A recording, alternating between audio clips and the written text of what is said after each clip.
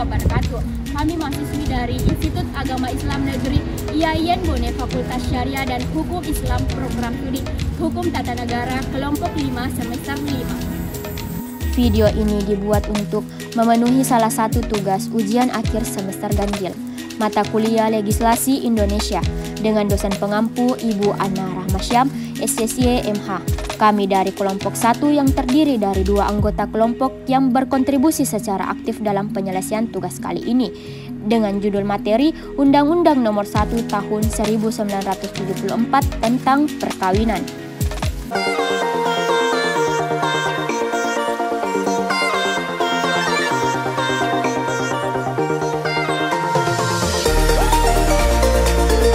Sebelum masuk pada pokok pembahasan, izinkan kami memperkenalkan diri terlebih dahulu.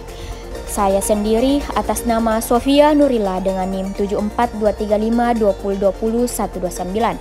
Dengan rekan saya atas nama Sri Wahyuningsi dengan NIM 742352020126. Baiklah, kami dari kelompok 1 akan memaparkan materi terkait dengan Undang-Undang Nomor 1 Tahun 1974 tentang Perkawinan. Latar belakang lahirnya Undang-Undang Perkawinan Indonesia Nomor 1 Tahun 1974 atau UUP. Lahirnya Undang-Undang Perkawinan Nomor 1 Tahun 1974 merupakan usaha pemerintah yang wajib dipatuhi untuk menjamin hak dasar manusia dalam mencapai yang namanya kebahagiaan menjadi dalam sebuah institusi yang bernama keluarga. Tulisan ini berusaha mengkaji.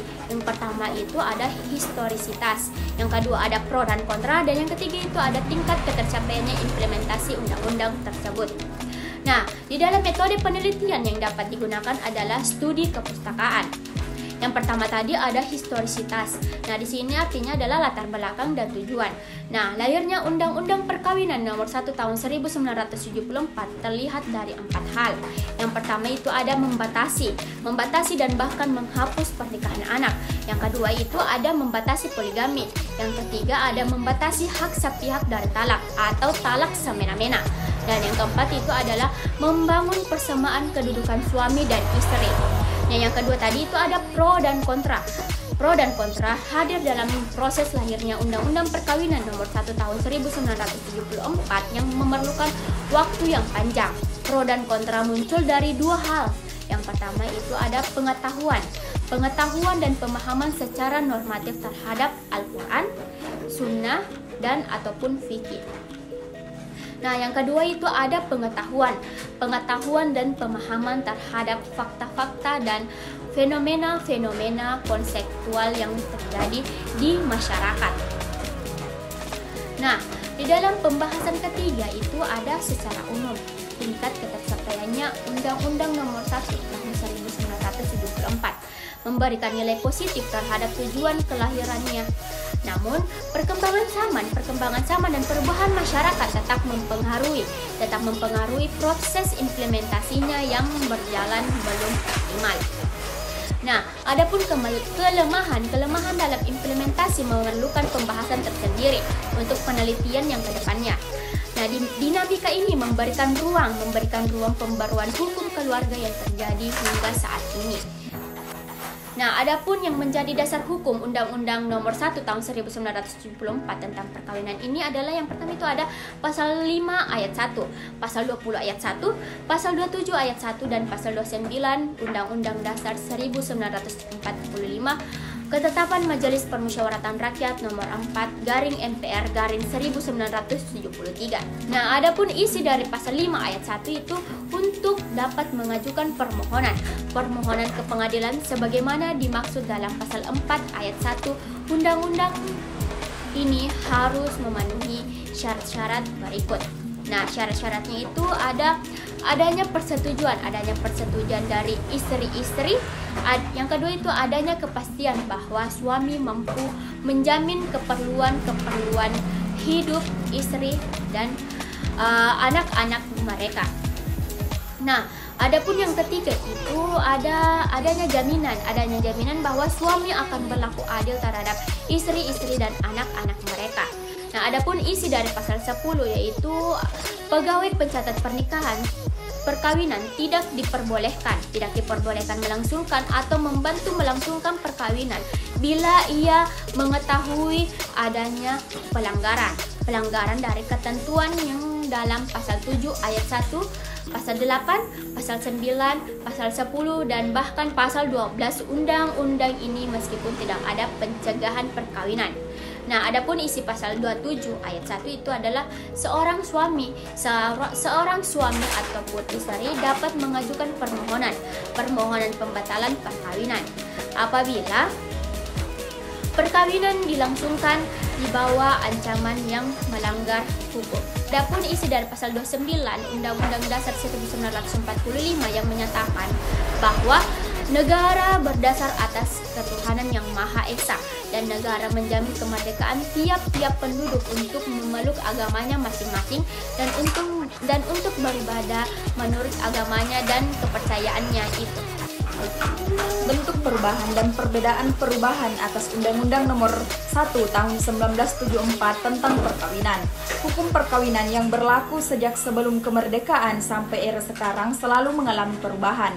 Sebelum merdeka terdapat beberapa hukum yang digunakan yang sudah dijelaskan oleh pemateri pertama. Setelah kemerdekaan dibentuk Peraturan Undang-Undang Nomor 22 Tahun 1946 tentang pencatatan nikah, talak, dan rujuk yang diberlakukan di daerah Jawa dan Madura. Munculnya Undang-Undang Nomor 22 Tahun 1946 sebatas mengatur nikah, talak, dan rujuk sehingga hanya mengatur hukum acara.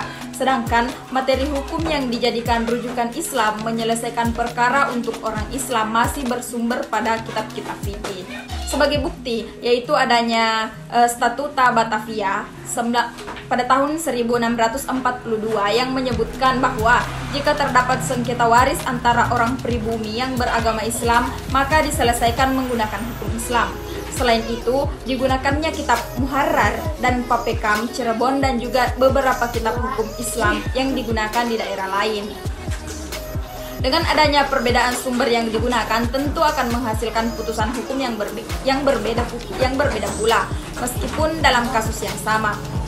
Selain itu, pemahaman umat Islam di Indonesia terhadap kitab-kitab fikih tentu berbeda-beda.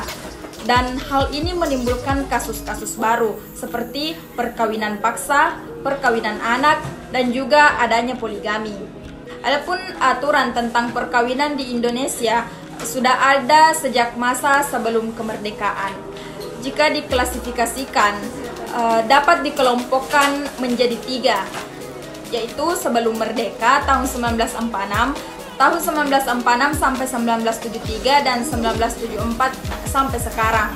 Adapun undang-undang tentang perubahan atas Undang-Undang Nomor 1 Tahun 1974 tentang perkawinan dalam pasal 1, di mana pasal 1 ini berbunyi beberapa ketentuan dalam Undang-Undang Nomor 1 Tahun 1974 tentang perkawinan. Lembaga Negara Republik Indonesia tahun 1974 Nomor 1, tambahan Lembaga Negara Republik Indonesia Nomor 3019 diubah sebagai berikut. Adapun ketentuan pasal 7 diubah sehingga berbunyi sebagai berikut. Pasal 7 perkawinan hanya diizinkan apabila pria dan wanita sudah mencapai umur 19 tahun. Dalam hal ini terjadi penyimpangan terhadap ketentuan umur sebagaimana dimaksud pada ayat 1, orang tua pihak pria dan atau orang tua pihak wanita dapat meminta dispensasi kepada pengadilan dengan alasan sangat mendesak disertai bukti-bukti pendukung yang cukup. Nah, adapun pemberian dispensasi oleh pengadilan sebagaimana dimaksud pada ayat 2 wajib mendengarkan pendapat kedua belah pihak atau calon mempelai yang akan melangsungkan perkawinan.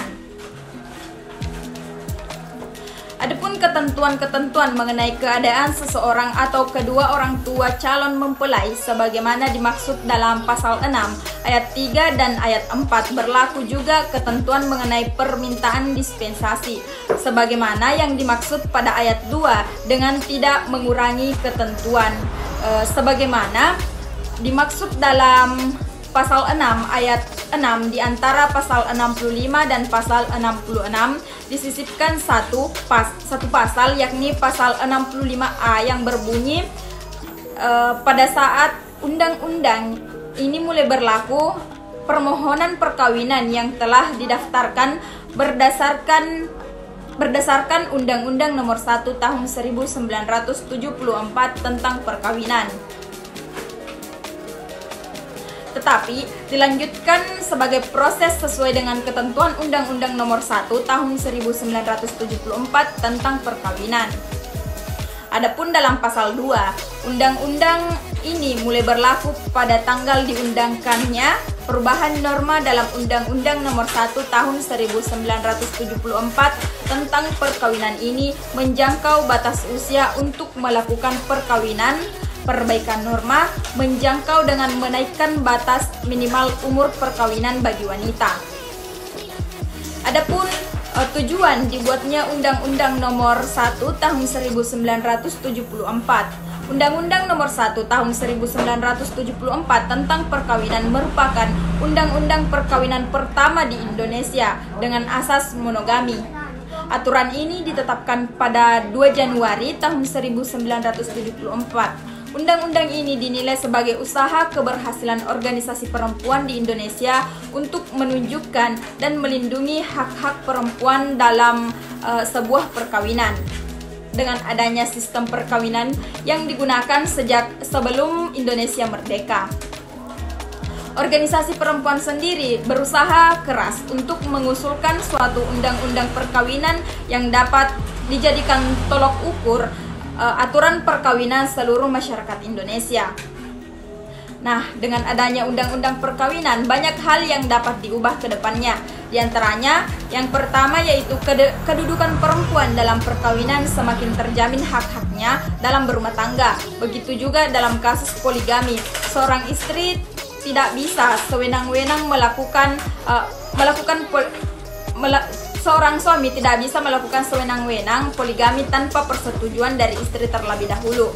Kerja keras para perempuan sejak tahun 1950 untuk menunjang hak-hak perempuan dapat terlaksana dengan disahkannya Undang-Undang Perkawinan. Yang kedua, PNS tidak lagi mendapatkan tunjangan untuk istri yang kedua maupun seterusnya. Begitu juga pada saat berpoligami, PNS tidak bisa semudah zaman dahulu. Yang ketiga, dengan disahkannya Undang-Undang Perkawinan membuat susahnya seorang akan berpoligami, sehingga justru muncul masalah-masalah baru seperti nikah siri atau bahkan pernikahan yang dilarang menurut agama.